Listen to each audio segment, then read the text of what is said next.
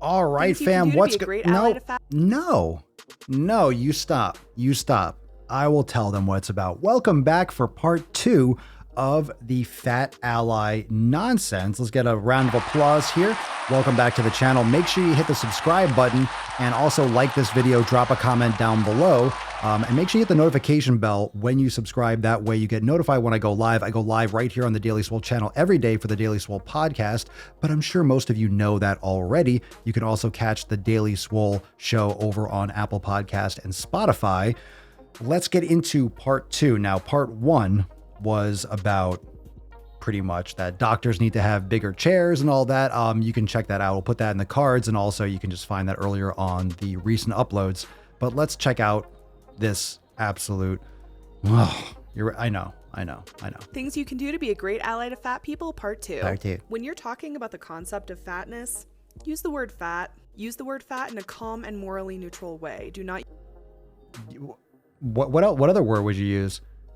When you're talking about the concept of fatness, use the word fat. What else would I use?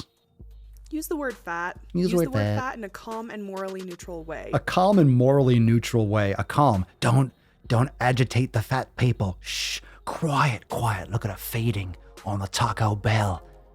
Watch now. Oh, she's angry. Do not use it as a criticism or whisper it as if it's evil and unspeakable. Whoa. Back that ass up. Beep. Do not use it as a criticism or whisper it as if it's evil and unspeakable. You're fat. Or, I can't whisper it. Oh, shit. Oh, man. I messed it up. Sorry. All right.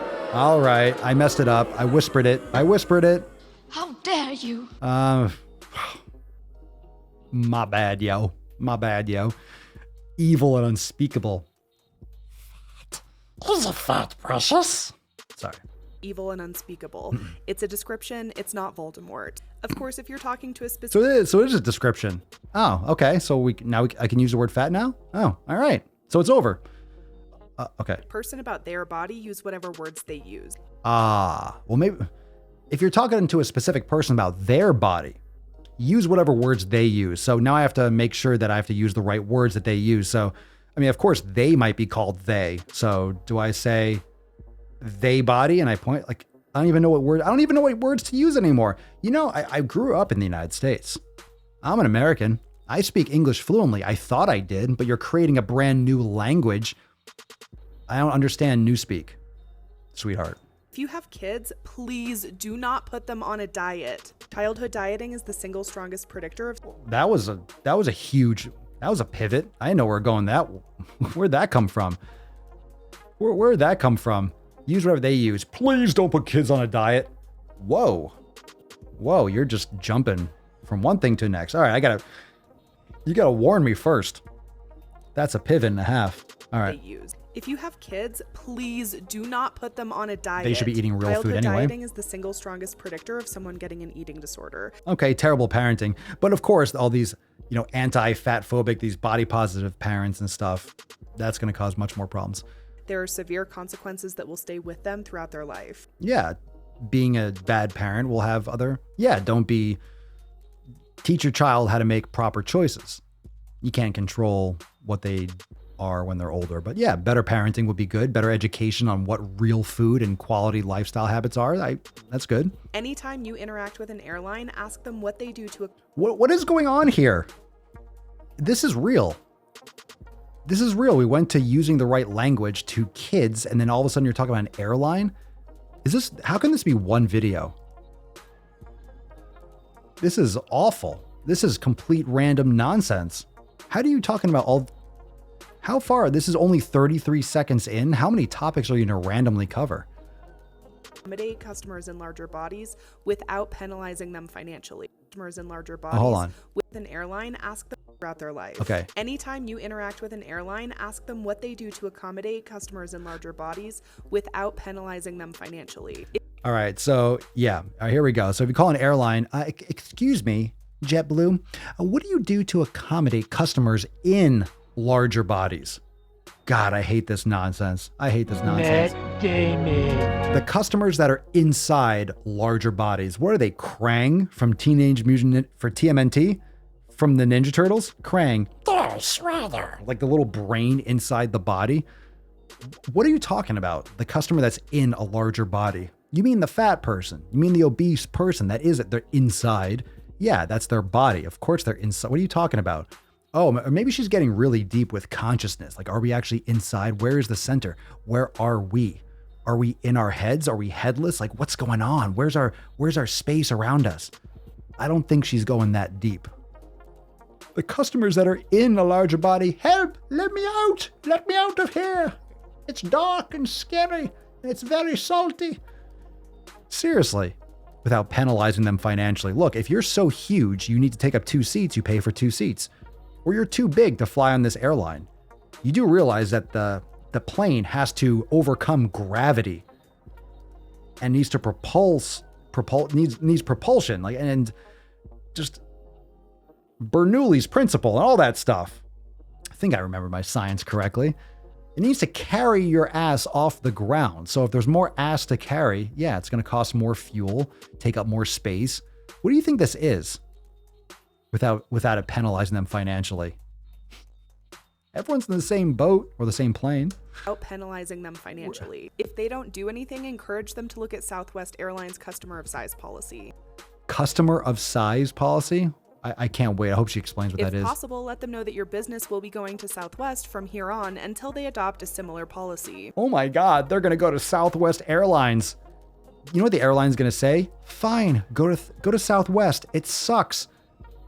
You fly Southwest if you want to, like, literally fly in the bottom of the plane. You fly Southwest if you just don't care about being remotely cared about. I mean, if you want a top-rated flying experience, go on Southwest. Look, you afford what you can afford, or whatever. But Southwest is Southwest for a reason. I mean, don't toot your own horn there. You can keep Southwest, in my experience. When you talk to your health or life insurance companies, ask them what their policies are about weight. When you are all over the place. And don't worry, I'm not airline shaming, fam. Don't worry, I'm not airline shaming. If you want to go on Southwest, that's fine. But I don't think anyone has ever flown Southwest and be like, oh my God, I had such a wonderful experience. It's not why you choose that airline. When you talk to your health or life insurance companies, ask them what their policies are about weight. Well, if you're an obese person, you're probably going to die and have complications, so it's going to cost you more. Just like if you're a terrible driver, car insurance is going to cost you more. Why? Because the insurance company is more likely to have to pay out because you're a terrible driver. Well, if you're a terrible driver of your life, yeah, you're going to have to pay more to cover your unhealthy ass. This is ridiculous. Have a BMI cutoff or charge higher premiums based on weight, tell them to cut that shit out. Yeah, cut that shit out. If you have a BMI cutoff and charge higher premiums, if you charge me more for health insurance because I am not a healthy person, they are absolutely in the right for doing that. You understand how insurance works, my dear? If you get sick, they pay out. Yeah, that's why car insurance is expensive if someone's a terrible driver, because they're likely to get into an accident, in which case the insurance is likely to have to pay for their own car or for whatever they damage or like the other car that they get into the accident with, if there's another car involved. So the insurance company is taking a risk by allowing you to cover, because you're putting the insurance company essentially as responsible, like you're paying them to cover your mishap. Should they happen, it's insurance. It's not guaranteed. So if you're a terrible driver, the insurance company is like, all right, we'll cover you, but since you're probably going to get into an accident, you need to pay us more because we're likely going to have to pay for your damage in the near future. If you're a perfect driver, you've never had an accident, the insurance company's like, this person just drives awesome. We're probably not going to have to pay out, so they charge you less. You get into an accident, it goes up. If you have someone who's 400 pounds, like, I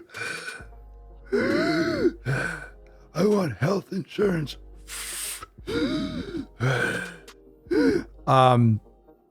Yeah, that's going to be a lot of money because you don't sound like you're going to last through this phone call. You understand? Common sense. Oh, I forgot. It's 2020. It's almost 2021. Common sense is no longer allowed. What are your thoughts, fam? Drop a comment down below. This is part 2 of a 3-part disaster on being a fat ally. I want to be an ally to fat people. I think I'm being a fat person's best friend by telling them the truth and the reality of their situation and also providing the tools over at swolenormousx.com to help them do it. So Swole fam, drop a comment down below. Check out swolenormousx.com to join the fam today, but also subscribe here and hit the notification bell so you get notified when I post my next video. But I'm live here every single day, so turn that notification bell on for notifications. Obviously, that's what the notification bell does. But live here every day on the Daily Swole, and I'll see you real soon for some more thirst quenching goodness. Peace the fuck out. That's a bed that you made. That's a bed that you made. That's a bed that you laid. What kind of game is you playing? We go hard in the paint, yeah. What the fuck is you saying? I only go where they pay. What kind of game is you playing? Yeah, whoa, my shit is relevant. On topic, my melanin is popping. I'm taking skeletons on closets and making new deposits. I'm in my element, no ollies, you children pop.